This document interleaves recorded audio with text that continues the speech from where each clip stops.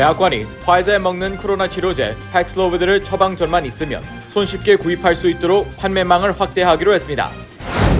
어제 에릭 애덤스 뉴욕시장이 취임 100일을 맞아 첫 시정 연설을 열고 997억 달러 규모의 2022-2023 회계연도 행정 예산안을 공개했습니다. 뉴욕시 일원 최우수 고등학교에 퀸스 타운센드 해리스 고등학교가 선정됐습니다. 뉴저지주에서는 81개 고등학교가 미 전역 우수 공립교 상위 10%에 랭킹됐습니다. 뉴욕의 환자 이송용 헬기가 훈련 중 추락해 탑승해 있던 조종사와 비행교관이 사망하는 안타까운 사건이 발생했습니다.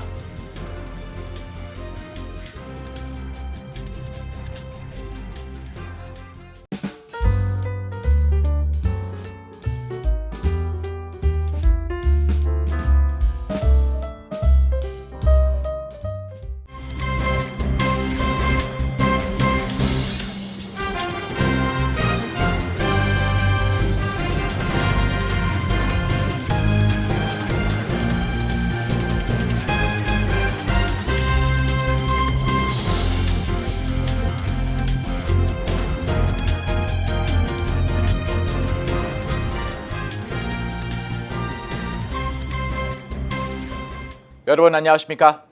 KBTV 뉴스9 이창원입니다. 미국 정부가 먹는 코로나 치료제인 화이자 팩슬로비드를 처방전만 있으면 미 전역 약국에서 쉽게 구입할 수 있도록 판매망을 배로 늘리기로 했습니다.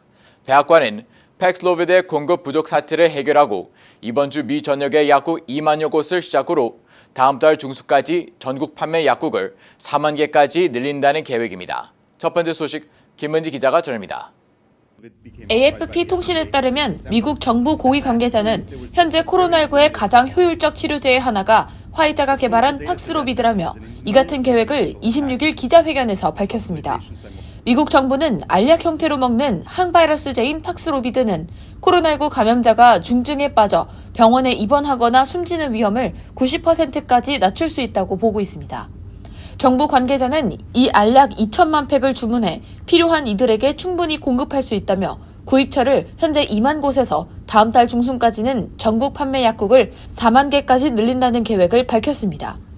팍스로비드는 약국과 동네 보건소, 병원 외에 제향군인회가 운영하는 의료기관 등 정부가 지정한 의료시설에서 구매할 수 있습니다. 미 식품의약국 FDA는 중증 환자가 될 위험이 큰 12세 이상 코로나19 감염자에게 이 알약을 쓸 수 있도록 허가했습니다. 정부 관계자는 팍스로비드가 지금까지 50만 명 사용분 정도 처방이 이루어졌으며 처방이 늘고 있다고 밝혔습니다. 정부 관계자는 약 한 달 전에 일주일간 약 처방 횟수가 2만 2천 건이었으나 지난주에는 5만 5천 건이 넘었다며 가능한 한 이 알약 처방을 획기적으로 늘리려 한다고 밝혔습니다. 한편 카멜라 해리스 부통령도 코로나19에 확진된 것으로 알려진 가운데 팍스로비드를 처방받았다고 미 언론들은 보도했습니다.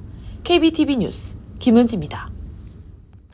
에릭 애덤스 시장이 26일 브루클린 킹스 극장에서 취임 후 100일을 맞이한 첫 시정 연설을 열었습니다. 시장은 안전을 강화하고 경제를 되살려 뉴욕시를 회복시키겠다고 약속했습니다. 김은지 기자의 보도입니다.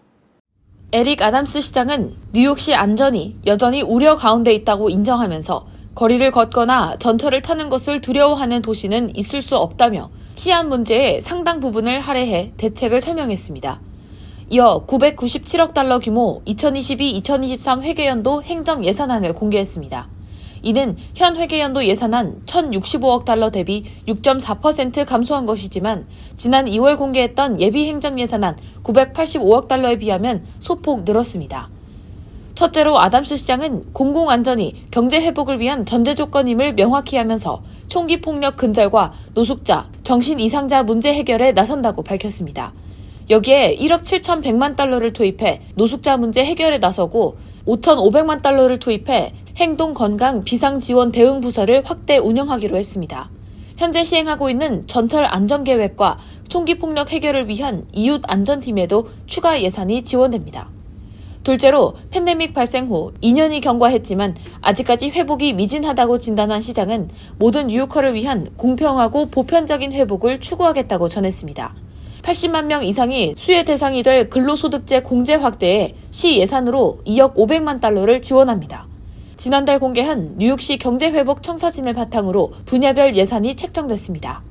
셋째로 연소득 5만 5천 달러 가정의 경우 주당 10달러만 지출하도록 하는 등 보육비가 대폭 절감됩니다. 또 보육보조금 신청을 쉽게 할 수 있는 온라인 플랫폼이 출시됩니다. 팬데믹 학습 손실 학생을 위한 서머 라이징 프로그램에 1억 100만 달러, 학습 장애 학생 지원을 위해 740만 달러, 직업 프로그램에 3,300만 달러도 할당됐습니다. 넷째로 도시 기반 시설 개선을 위해 5년간 9억 400만 달러를 투입하기로 했습니다. 도로 안전과 대중교통 인프라를 구축하는 뉴욕시 거리 플랜이 시행되고 서민 주택 건설 및 수리에 50억 달러, 공원 개선 프로젝트에 4억 8,800만 달러가 투입됩니다. KBTV 뉴스 김은지입니다. 뉴욕시 일원 최우수 고등학교에 퀸스 타운슨 해리스 고등학교가 선정됐습니다. 한편 뉴저지주에서는 81개 고등학교가 미전역 우수 공립학교 상위 10% 안에 랭킹된 것으로 나타났습니다. 자세한 랭킹 전상희 기자가 알아봤습니다.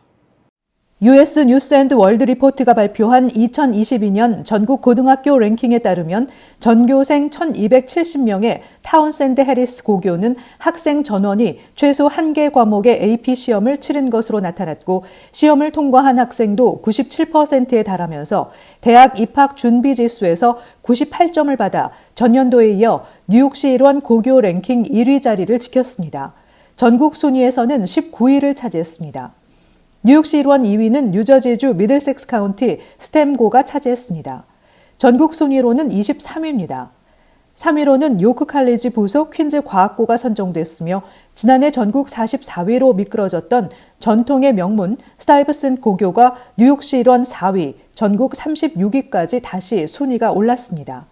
이외에도 시리 칼리지 부속 수학, 과학, 엔지니어링 고교가 5위로 전국 38위, 브롱스 과학고가 6위로 전국 41위, 브루클린 텍 고교가 7위로 전국 46위, 스테튼 아일랜드 고교가 10위, 전국 63위, 리만 칼리지 부속 미국학 고교가 11위로 전국 64위, 브루클린 라틴 스쿨이 15위, 전국 79위로 선정되면서 뉴욕시 특수 목적 고등학교들이 모두 순위권에 들었습니다.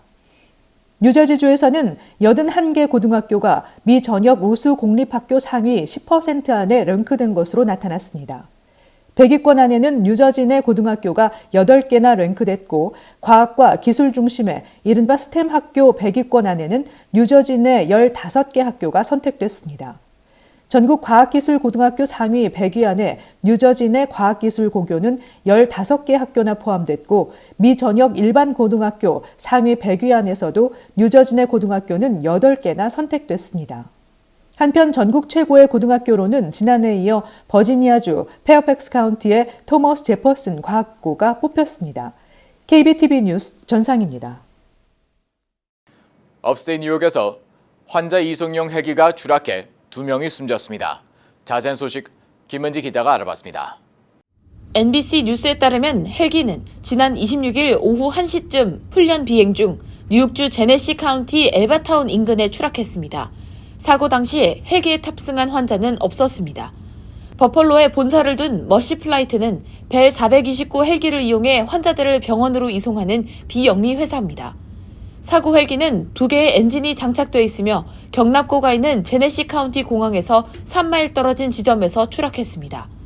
머시 플라이트는 이번 사고와 관련해 성명을 발표하고 조종사인 제임스 사우어와 비행 교관이 추락 사고로 사망했으며 사고 발생 후 모든 운항이 중단됐다고 밝혔습니다. 또 이 사고는 이루 말할 수 없는 비극이라며 사랑하는 사람들을 잃은 가족과 우리 직원들에게 관심이 집중되어야 한다면서 많은 사람들이 보여준 사랑과 관심, 지지에 감사한다고 말했습니다. 경찰은 이번 사고와 관련해 연방항공과 연방교통안전위원회가 헬기 추락 원인을 조사할 것이라고 밝혔습니다. 경찰은 날씨가 이번 헬기 추락 사고의 원인은 아닌 것으로 보고 있습니다. 또 경찰은 헬기 추락 과정에서 사고 현장 인근 끊어진 송전선을 발견했지만 이 역시 사고 원인은 아닌 것으로 보고 있습니다. KBTV 뉴스 김은지입니다.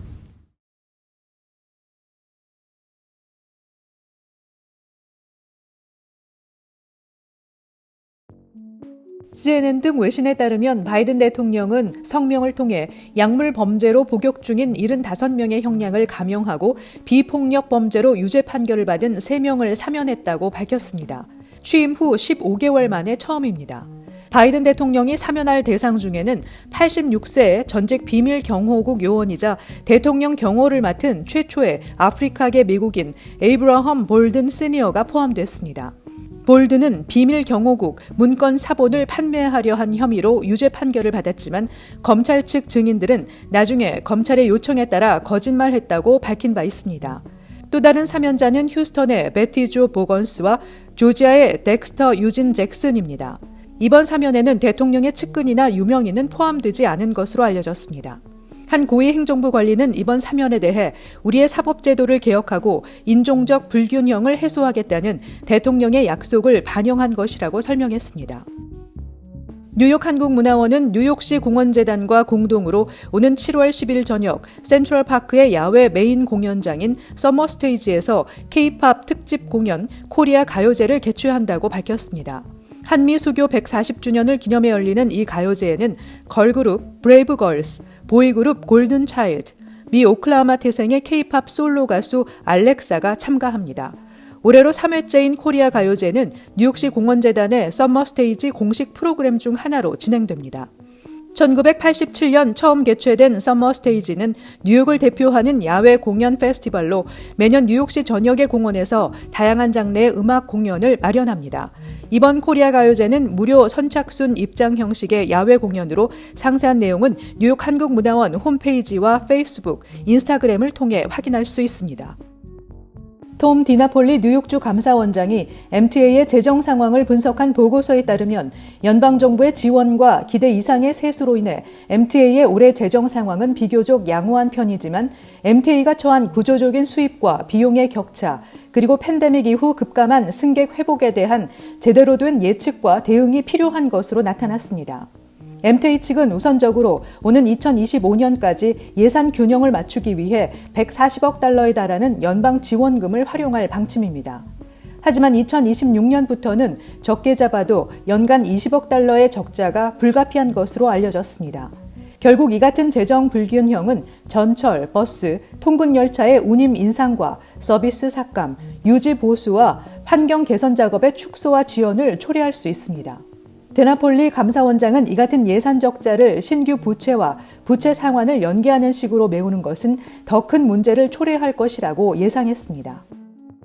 아이오와주에서 40대 남성이 자신의 주문을 잘못 이해한 편의점 직원의 실수 덕분에 100만 달러 복권 당첨에 행운을 안았습니다.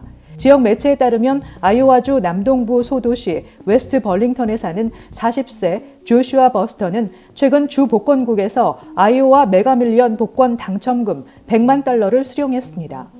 셰프를 꿈꾸며 지역 레스토랑에서 주방 보조원으로 일하는 버스터는 지난 15일 편의점에서 장당 2달러짜리 이지픽 복권 5매를 샀다 거액 당첨 행운을 아는 것입니다.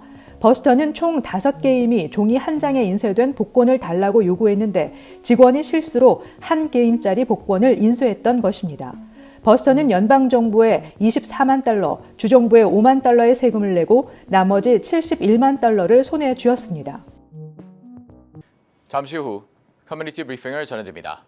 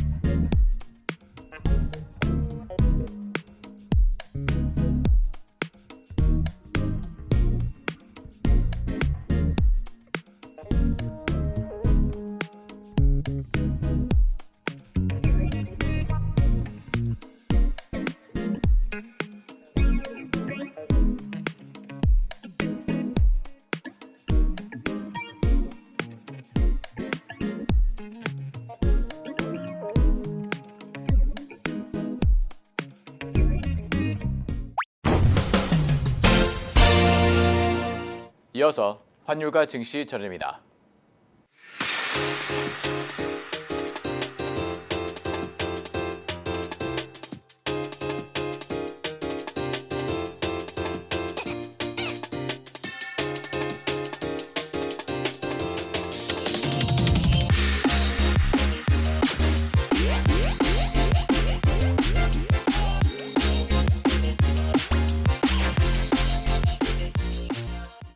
잠시 후 뉴욕과 뉴저지 날씨 전해드립니다.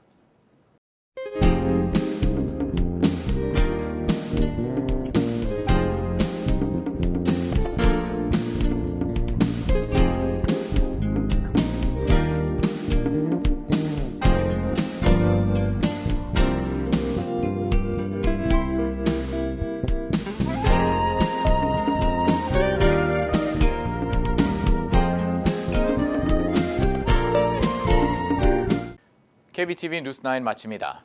오늘도 시청해주셔서 감사합니다. 편안한 밤 보내시 바랍니다.